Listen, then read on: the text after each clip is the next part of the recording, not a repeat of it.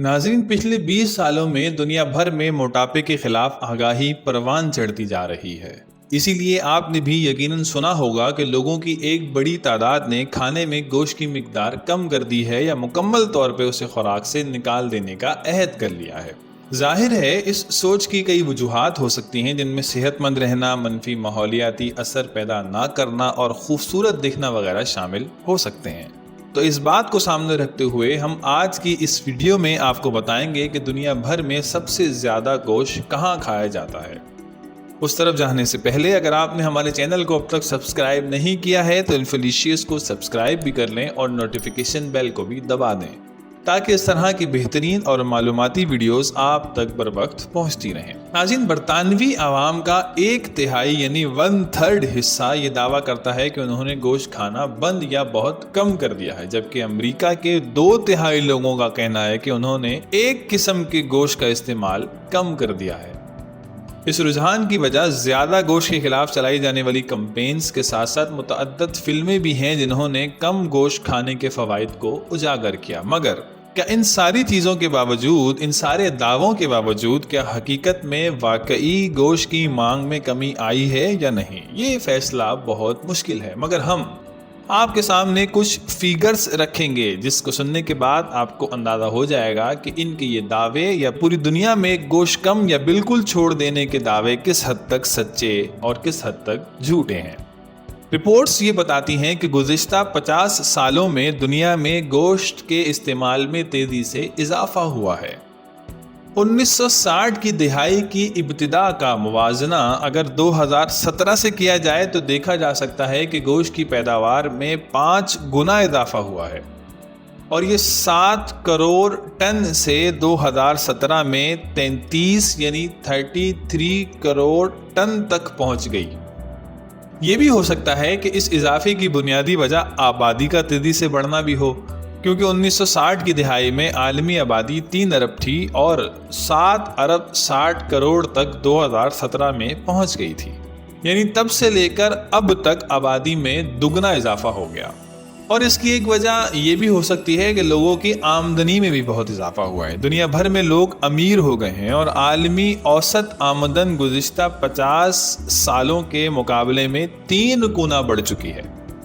अगर हम दुनिया भर में गौर करें तो हमें अंदाज़ा होगा कि लोग जितना ज़्यादा अमीर होंगे उतनी ही ज़्यादा गोश्त का इस्तेमाल करेंगे, क्योंकि हर जगह पर ये अमीर की ग़िज़ा ही शुमार होता है। इसीलिए रिसर्च की गई तो गोश्त ज़्यादा खाने वाले ममालिक में वही ममालिक ऊपर नज़र आते हैं कि जो अमीर ममालिक शुमार होते हैं। सन 2013 के आदादो शुमार के मुताबिक सबसे ज़्यादा गोश्त खाने वाले ममालिक में अमरीका और ऑस्ट्रेलिया सबसे ऊपर हैं। अर्जेंटाइन और न्यूजीलैंड में हर शख्स ने सालाना 100 किलो गोश्त खाया, जो 50 मुर्गियों और आधी गाय के गोश्त के बराबर है। दरअसल मगरिब में गोश्त की खपत काफ़ी ज़्यादा है। मगरिबी यूरोप में फ़ी शख्स सालाना 80 से 90 किलो के दरमियान गोश्त खा जाता है। उसके बरक्स दुनिया के बेशतर गरीब तरीन ममालिक में निस्बतन बहुत कम गोश्त खाया जाता है। एथोपिया का बाशिंदा सालाना 7 किलो गोश्त खाता है। रवांडा का बाशिंदा सालाना 8 किलो गोश्त खाता है। नाइजीरिया का बाशिंदा औसतन सालाना 9 किलो गोश्त खाता है, जो एक यूरोपी बाशिंदे से 10 गुना कम है, क्योंकि पसमानदा ममालिक में अब भी गोश्त को एक आसाइश समझा जाता है जो गरीब की पहुंच से दूर है। तो ये बात वाज़ेह है कि अमीर तरीन ममालिक सबसे ज़्यादा गोश्त खाते हैं, जबकि गरीब ममालिक में गोश्त कम खाया जाता है। ये हकाइक तो गुज़िश्ता 50 साल से मौजूद हैं, लेकिन रिसर्च के मुताबिक अब अगर मजमूई तौर पर दुनिया को मिलाकर देखा जाए तो मजमूई तौर पर पूरी दुनिया में गोश्त की मांग में इजाफा दर इजाफा होता चला जा रहा है। मुतवस्सित आमदन वाले ममालिक में भी गोश्त की मांग में इजाफा देखने में आया है। इस रुझान की बुनियादी वजह मुतवस्सित आमदन के ममालिक में अमीर तबके का बढ़ना भी हो सकता है। गुज़िश्ता कुछ 50 सालों से अगर देखा जाए तो तेज़ी से तरक्की करने वाले ममालिक में चीन और ब्राज़ील वगैरह हैं, और इन पर अगर गौर किया जाए तो इनमें गोश्त की खपत में बेपनाह इजाफा देखने में आया है। जैसा कि 1960 की दिहाई में चीन में फ़ी शख्स सालाना 5 किलो से कम गोश्त खाया जाता था اور 1980 کی دہائی کے اختتام پر یہ مقدار 5 کلو سے بڑھتے بڑھتے 20 کلو پر ہیڈ تک پہنچ گئی تھی، اور گزشتہ کچھ دہائیوں میں 3 گنا اضافے کے ساتھ یہ 60 سے 80 کلو سے اوپر جا چکی ہے۔